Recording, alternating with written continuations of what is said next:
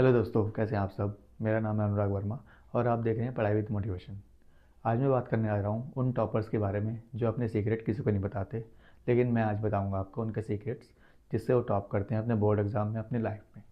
तो मेरे साथ जुड़े रहिए, आज आपको पता चलेगा कि वो लोग अपनी लाइफ में ऐसा क्या करते हैं कि उनके 99% आते हैं और आपके खाली 60% या 70%। तो मेरे साथ आज जुड़े रहिए आप। देखो, पहली बात ये सोचो कि आपका एग्ज़ाम है, बोर्ड का एग्ज़ाम, और आप बाहर आते हो एग्ज़ाम दे के, तो देखते हो कि जो टॉपर्स हैं वो पूरा खुश हो रखे हैं और बोल रहे हैं कि मेरे तो 99% आ जाएंगे, और तुम उनको देख के दुखी हो रहे हो कि इसके फिर इस बार इसने टॉप कर लेगा ये दोबारा से और तुम नहीं कर पाओगे। तो वो ऐसा क्या कर रहे हैं जो तुम नहीं कर रहे। तुम भी सोचो कि वो ऐसा क्या कर रहे हैं जो तुम नहीं कर पा रहे। तुम भी तो उनमें से ही एक हो, तुम कौन सा कुछ अलग हो। तो बस मैं आपको कुछ आज टिप्स, कुछ सीक्रेट्स बताने जा रहा हूँ उनके, वो आप भी फॉलो करना। तो अपने एग्ज़ाम में, अपनी लाइफ में आप भी टॉप करोगे हमेशा। तो सबसे पहली बात, मैं कुछ टॉपर्स को देख रहा था कुछ दिन से जिन्होंने सीबीएसई में बोर्ड्स में टॉप करा है। उसमें से कुछ थे, एक नंदिनी गर्ग थी जिसने 99.9% लाई थी वो।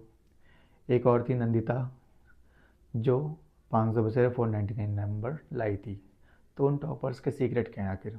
तो जब मैंने उनके इंटरव्यू देखे तो उन्होंने एक ही चीज़ बताई है, कंसिस्टेंसी।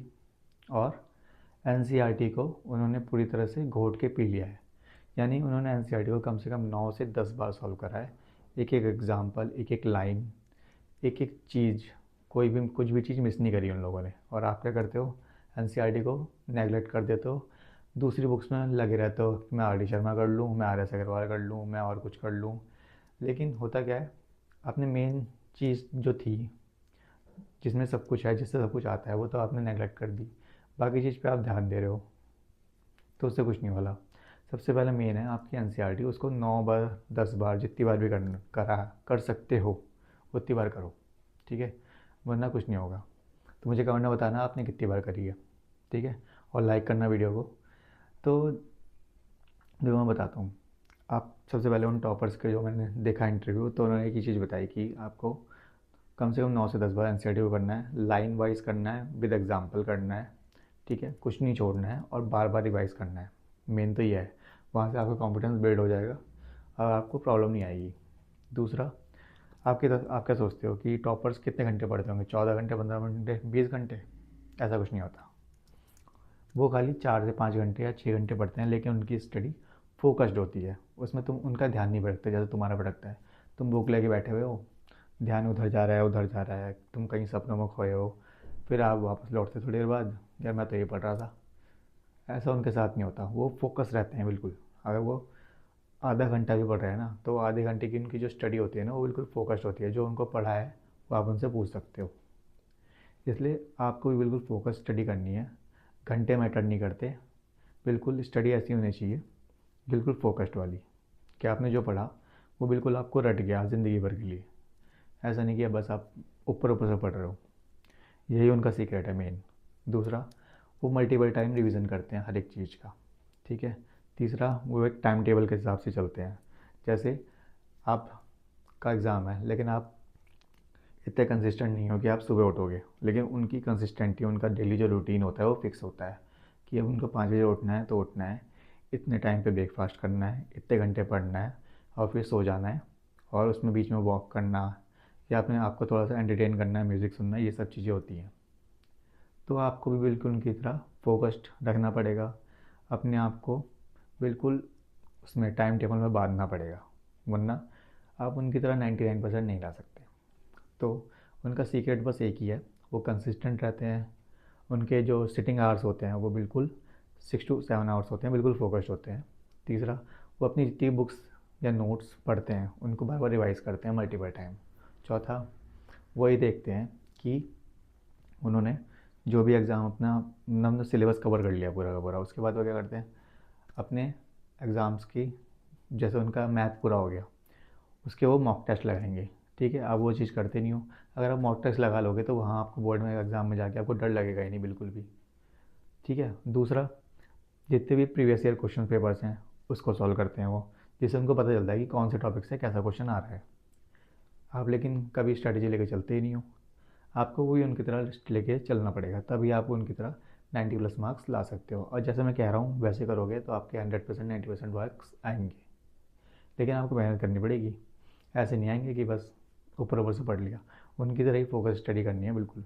ठीक है, अपने माइंड को रिलैक्स करना है, अपने आप को सेल्फ इम्प्रूविंग करनी है, हमेशा अपने आप से बात करनी है, अपने आप को मिरर के सामने खड़े होकर बोलना है कि हाँ मैं कर सकता हूँ, आज मेरा एग्ज़ाम है और मैं इसमें बेस्ट करूँगा अपना।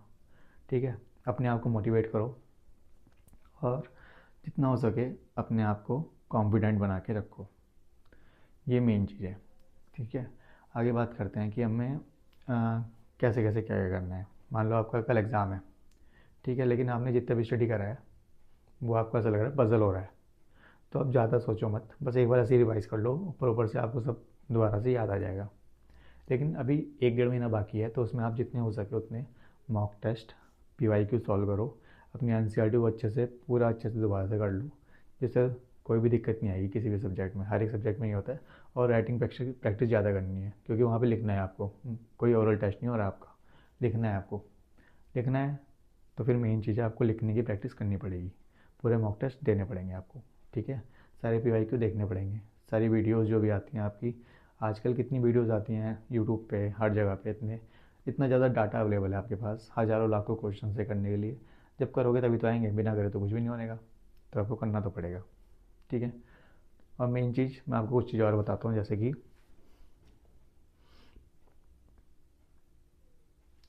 एक विजुअलाइजेशन टेक्निक। अपनी आंखें बंद करो और सोचो मेरा एग्ज़ाम है, मैंने और मेरे सारे एग्ज़ाम हो चुके हैं और मेरा रिज़ल्ट आ चुका है। ठीक है, उसमें आपके 90+ मार्क्स आ गए हैं, 90% से ऊपर मार्क्स आ गए हैं।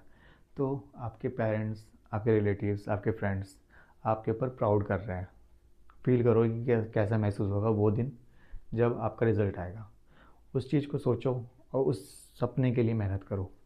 ठीक है, वो होती है विजुअलाइजिंग टेक्निक। अपने आप को पॉजिटिव रखो हमेशा, कभी भी दूसरे से कंपैरिजन नहीं करना। आपकी लड़ाई खुद से है बस, दूसरों से नहीं है। खुद को जितना इम्प्रूव करोगे उतने अच्छे मार्क्स आएंगे, चाहे वो बोर्ड का एग्ज़ाम हो, आगे आने वाला कोई भी एग्ज़ाम हो, लाइफ की कोई भी प्रॉब्लम हो, खुद पे भरोसा रखना है और मेहनत करनी है। इसके अलावा और कोई भी टेक्निक नहीं होती, किसी के पास कोई सीक्रेट नहीं होता। बस टॉपर्स, तुम्हारे बिलेनियर्स और जितने भी बड़े बड़े लोग हैं उनकी सबकी एक ही चीज़ है, वो है फोकस। मेन होता है हमारा फोकस, कंसिस्टेंसी और परसिवेरेंस, इसके अलावा कुछ नहीं है। तो मैं भी आपको वही चीज़ बता रहा हूँ, बस ये मैंने जो भी आज बताया है उसको फॉलो करना अच्छे से, आपके भी अच्छे नंबर आएंगे। और कमेंट में मुझे बताना अगली वीडियो में कौन सी बताऊँ, और ये बताना आपने कितने घंटे पढ़ाई करी है और कितनी बार NCERT सॉल्व करी है और कितने मॉक टेस्ट दिए हैं। ठीक है, मेरी वीडियो अच्छी लगी हो तो लाइक करना, मेरे चैनल को सब्सक्राइब करना। मिलते हैं नेक्स्ट वीडियो में। All the best for exam. Thank you.